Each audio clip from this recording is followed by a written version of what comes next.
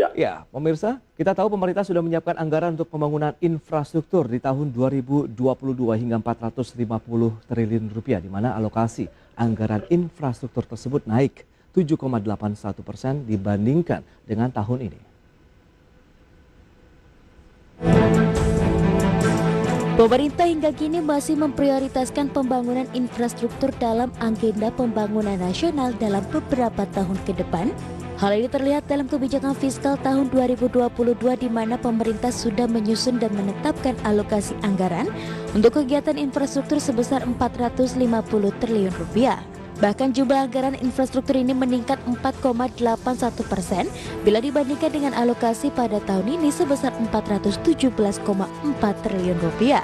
Menteri Keuangan Sri Mulyani seperti dikutip media mengatakan pembangunan infrastruktur masih dilanjutkan untuk menutup gap infrastruktur dan meningkatkan kemampuan adopsi teknologi.